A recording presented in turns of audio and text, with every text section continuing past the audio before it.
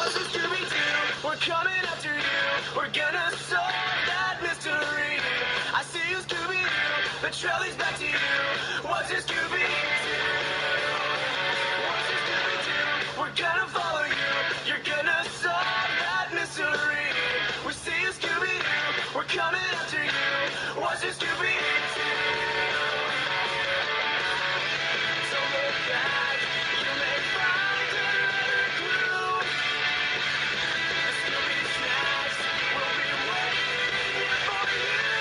What's a Scooby-Doo? We're coming after you. We're gonna solve that mystery. I see you, Scooby-Doo. The trolley's back to you. What's a Scooby-Doo?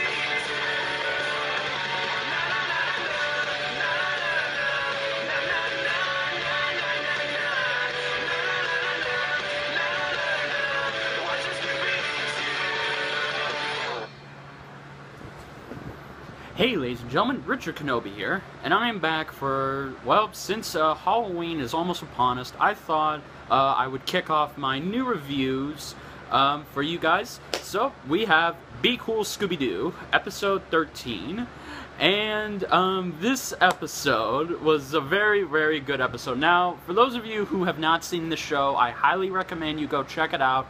Yes, even though the animation style throws people off, the writing and the humor is beyond great. It's on regular show, Phineas and Ferb, and Adventure Time's level of humor. It's really, really good, and it's nowhere like TTG.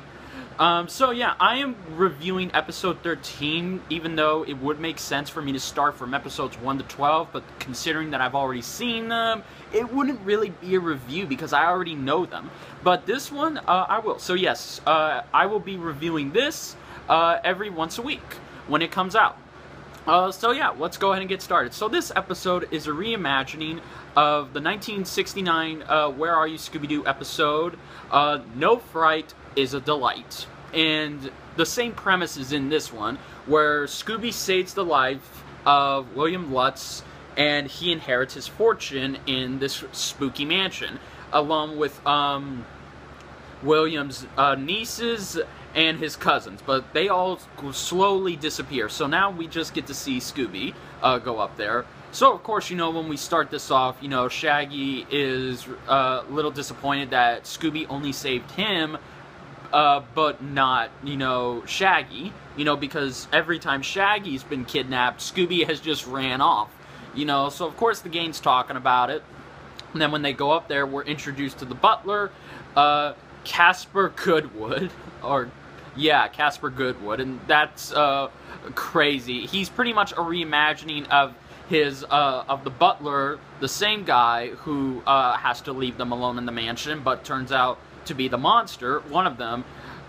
So, yeah, that's a really good reference there, and of course, we get to meet, William's, nieces, Ruby and Trudy, yeah, which are, also, they're named after the writers who wrote the episode of No Fright Delight. So that, again, loving these Easter eggs and references. So, of course, you know, and finally, Jeffrey, the cat, human cat, a guy who thinks he's a cat. He's pretty funny. You know, so, of course, Scooby-Doo and the gang, they have to spend the night in the mansion in order to get, you know, the inheritance. So, of course, you know, Velma's a little skeptical about it, you know, but, you know, they all want to, as soon as they all get in, you know, Fred's like, okay, well, let's go ahead and split up and solve this mystery. And Daphne, you know, being goofy as she is, she tries to make the mystery into a slumber party. You know, she dresses up like a nerd, she has a little brace thing, and she does, and she plays games with them. She even does a charade, you know, where she tries to make them guess, and she pulls Star Wars references. The gang can't even get it, so it's really funny. And then, of course, you know, they hear something, and of course, you know, it turns out to be the Phantoms, who look identical to their Green Ghost counterparts in the previous, in the old episode. So, of course, you know, they're chased around, and there's this one funny moment where they're all there. It's a callback to whenever something like this would happen, they would all hop on top of Velma, and she would carry them, you know. And, of course, when they hear that, you know, Trudy has been kidnapped, they go to Ruby, and then, you know, Velma, of course, you know, brings up, is anyone going to address the fact that you all jumped on me and made me carry you? Because you do realize I'm the smallest and less athletic person in the group. And of course, Fred can't hear her, and he jumps on her. So it's really funny. So of course, you know, they find out, you know, that they go and find Trudy, and they can't find her, and then they're being chased by the ghost. And we, of course, get a Scooby-Doo chase scene with awesome music, and of course, you know, it's really funny to see, you know, the chase music come back. And then, of course, they come across a clue. You know, this salt, this green salt that's not like any other salt, you know, and it's everywhere. They're all in wine barrels. So, of course, you know, they come closer to solving the mystery. So, of course, you know, they use Scooby-Doo as bait because he's the last one, because Ruby was kidnapped. So now Scooby is the last one. So, of course, they plan a trap, but then all of a sudden, you know, the ghost pulls a switch that is a secret entrance, like a bookcase, and they switch rotations, Scooby and Shaggy. And then, of course, you know, they're running away from it, and of course, you know, we see this awesome little moment where they can see each other through the mirrors as they're all being chased. You know, so of course, you know, Scooby tells the gang that he didn't actually, he accidentally rescued William because he had a piece of jerky in his pocket.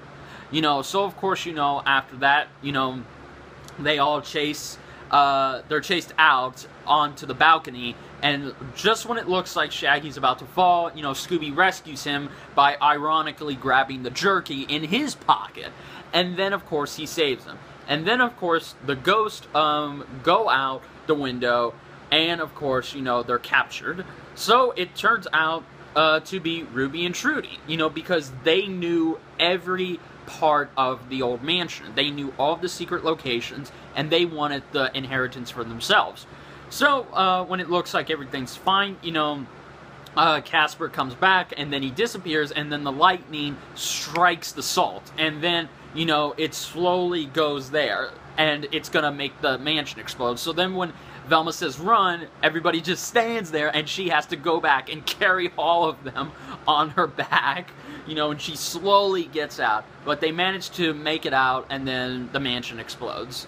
And then, of course, you know, it ends, you know, where they all say, well, that happened, and then, boom. So, this was a very good episode. This was a very good Halloween episode, but you could argue that all of the Scooby-Doo, you know, episodes from previous incarnations are good to watch on Halloween, because they have that spooky and dark tone to it, especially environment-wise. But this one was really good to watch on Halloween, too, you know, because its creepiness, spookiness, and the fact that it's in a mansion, you know, a creepy mansion.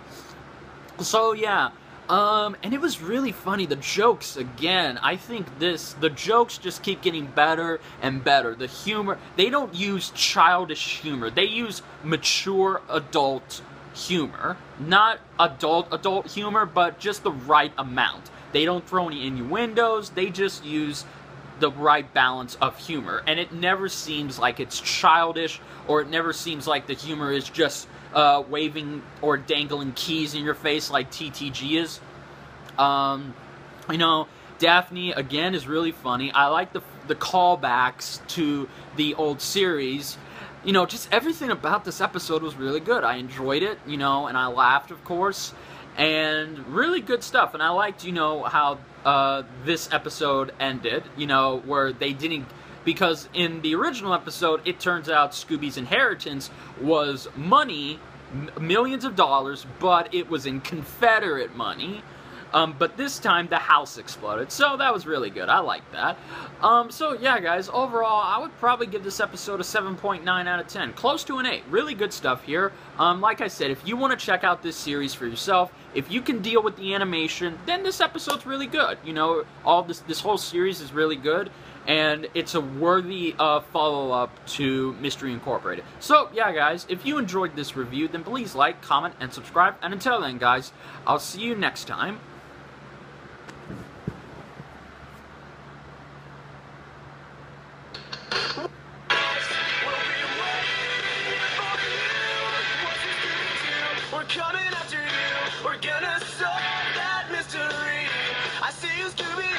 The trail leads back to you.